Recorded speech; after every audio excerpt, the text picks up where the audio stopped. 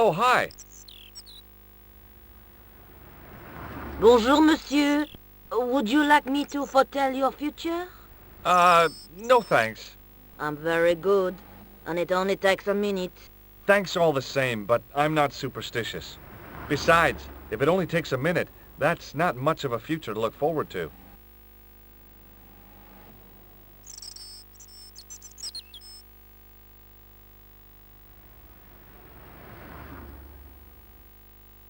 Are the flowers for sale? Oui, monsieur. Okay. I'll take a bunch of those white ones. I wouldn't do that if I was you. No? They are lilies, monsieur. Some people associate them with death. Yikes.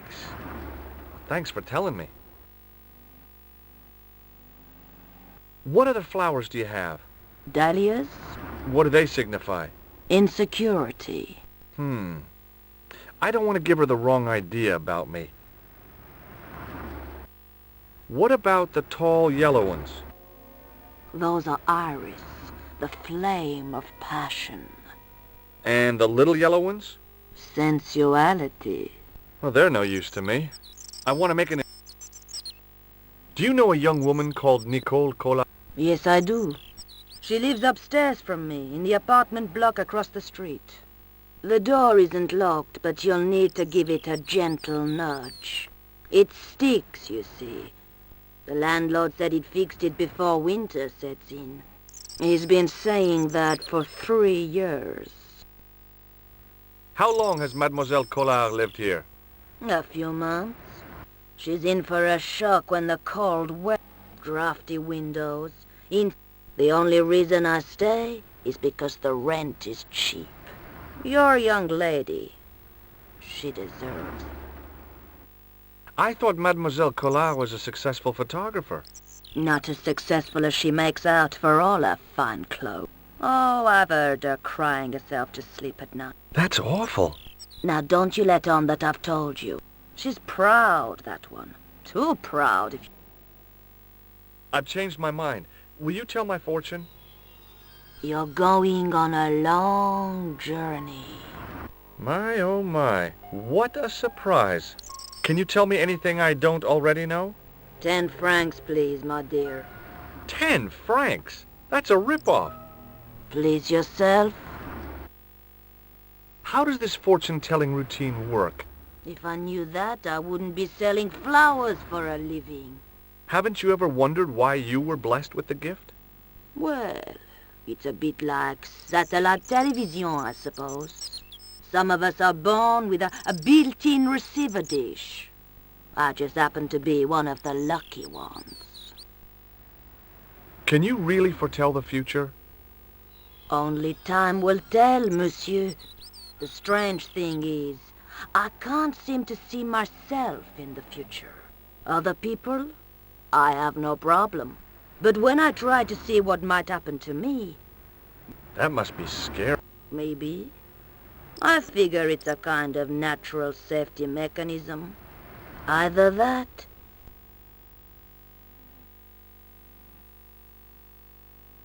See you later. That's right, monsieur. You will.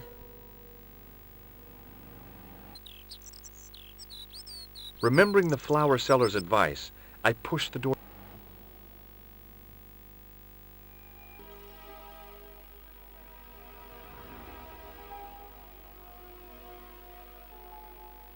Bonjour. I'm glad you could make it, monsieur. Please, call me George. Fine. I'm Nicole. Take a seat, George.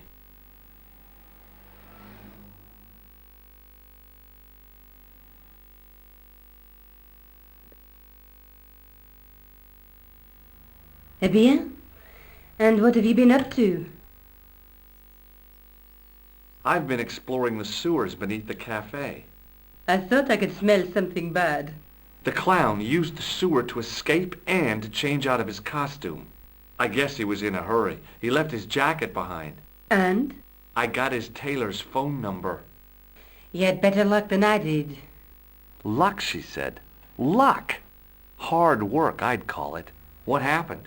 I took my photographs to the editor, but he wasn't interested. Can you believe it? He told me to drop the story. But you're not about to do that. Oh, no. I am going to find out what's behind these killings. You know what I think? It's a conspiracy. The police in 3 different countries have kept very quiet about the murders. The press don't connect them at all. They blame them on political, religious, or militant minority extremists. Well, that covers just about everyone.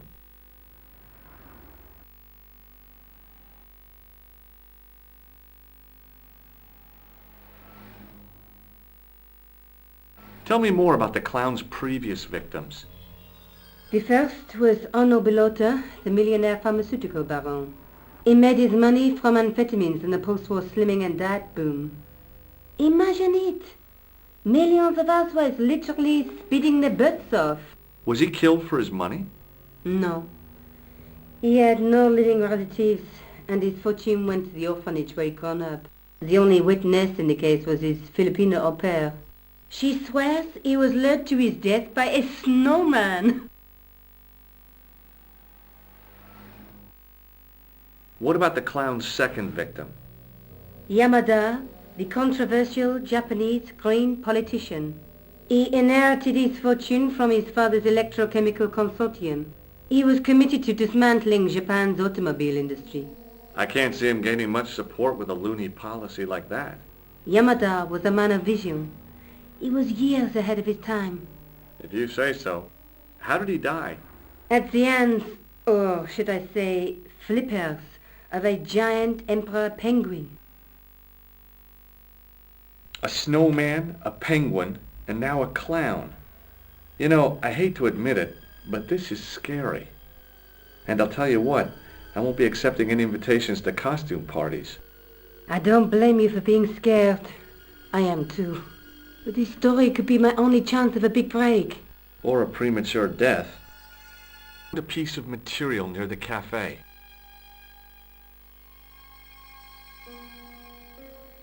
When I showed it to the concierge, he recognized it right away. It's very distinctive, all right. Just wait until you see this. I developed the film I shot at the cafe. Here, George, it's an enlargement I made. Look what that guy's wearing. Checkered pants. The same material as I found in the sewer. That's right. This guy shouldn't be difficult to find. Oh, no? Take a close look at his left cheek. A scar. In the shape of a horseshoe. Oh, a crescent moon.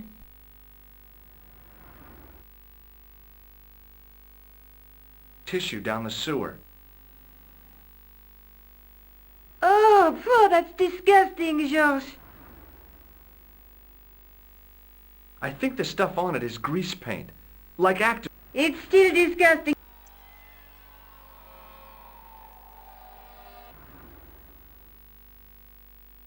I found this false nose in the sewer.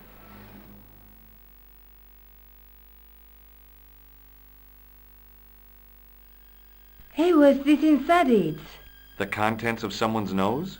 Don't be cross, George. It says La Risée du Monde. Masks and costumes. It's a costume shop near the Gare Saint-Lazare. I'll check it out. Maybe the owner remembers who hired the clown costume. Why don't you put it on, George? No way am I wearing this. I'd look really stupid. Besides, he might have had a cold.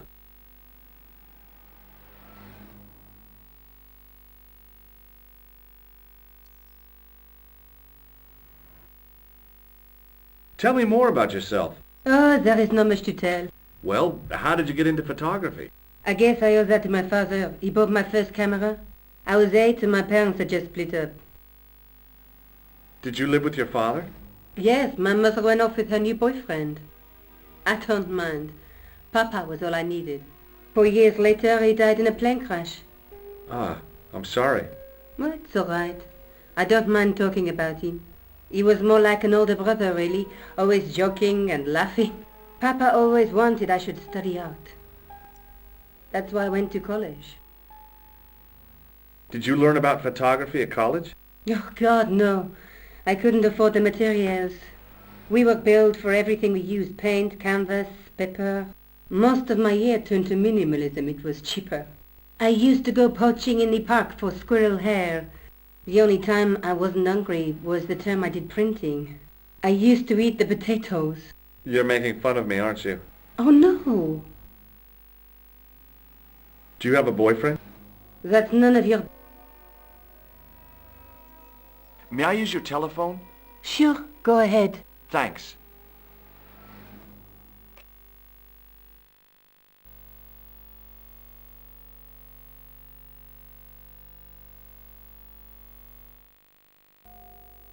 Hello? Who is this? Hi. My name's George Stobart. You don't know me. Correct, Mr. Stobart. I don't. What can I do for you? Well, I'm trying to trace one of your customers. Could I maybe come over and talk to you? No. No, that's not possible. Oh, okay. Forget it. Listen, all I want is a name. What are you talking about? Who are you working for? I guess you might say I'm acting in the interests of truth and justice. Ah, thank God. I thought you were the police. There are innocent lives at stake, Mr. Todrick. Lives that you could save. You're collecting for charity, yes? No, I'm not. All I want from you is information. Go on. I'm listening.